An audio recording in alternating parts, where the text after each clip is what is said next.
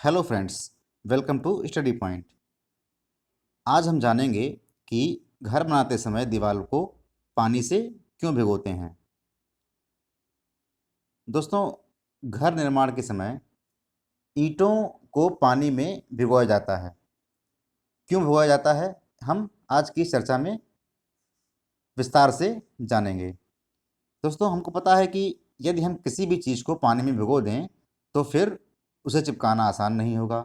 सूखी हुई चीज़ें आसानी से चिपक जाती हैं, जबकि पानी में भीगी हुई चीज़ों को चिपकाना मुश्किल होता है। बावजूद इसके घर बनाते समय या किसी भी प्रकार का निर्माण करते समय ईंटों को आपस में चिपकाने से पहले पानी में भिगोया जाता है। अब सवाल यह है कि ऐसा क्यों किया जाता है? क्या इसके पीछे ठेकेदार की कोई साजिश होती है? वह हमारा निर्माण कमज़ोर करता है ताकि उसे दोबारा बनाने का मौका मिले, या फिर इस इसका अपना कोई विज्ञान है? जानते हैं आज की इस चर्चा में।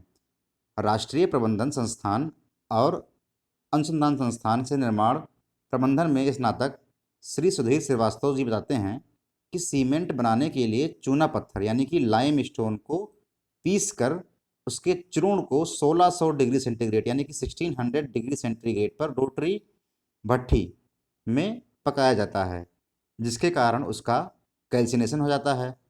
कैल्सिनेशन का मतलब होता है कि उस के अंदर मौजूद पानी के कण पूर्णतः सूख जाते हैं।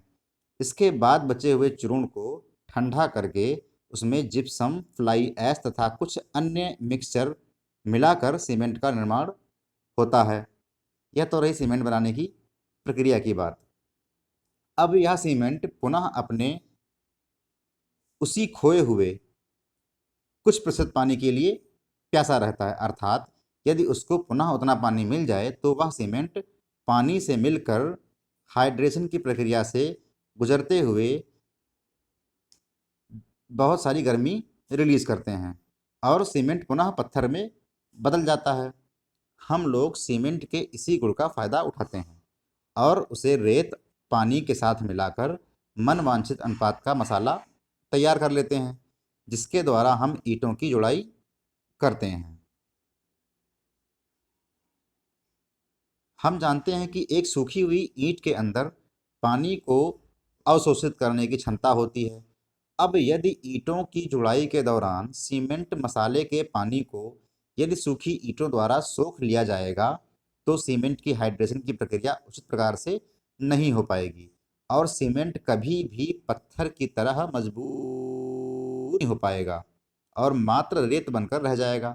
इसीलिए यह बहुत आवश्यक है कि सीमेंट, रेत और पानी का जो मसाला हमने बनाया है उसके भीतर पानी हाइड्रेशन की क्रिया में काम आए, ना कि ईंटों द्वारा अवशोषित कर लिया जाए।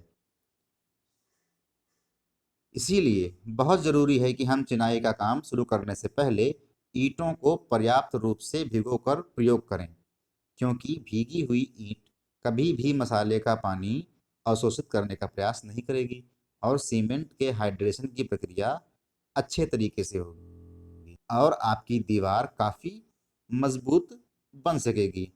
इसके अलावा चिनाई पूरी होने के बाद हम लोग प्रायः देखते हैं कि एक दिन बीतने यानी कि 8 से 10 घंटे बीतने के बाद उस पर पानी का छिड़काव किया जाता है।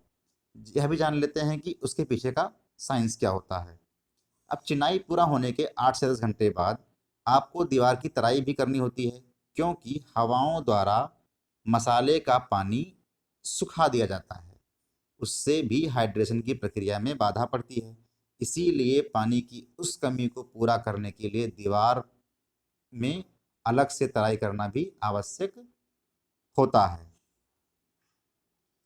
दोस्तों, आज की यह जानकारी आपको कैसी लगी कमेंट बॉक्स में ज़रूर बताएं तथा हमारे चैनल स्टडी पॉइंट को लाइक करें, शेयर करें, सब्सक्राइब करें और बेल आइकन को ज़रूर प्रेस करें। Thank you guys, God bless you all.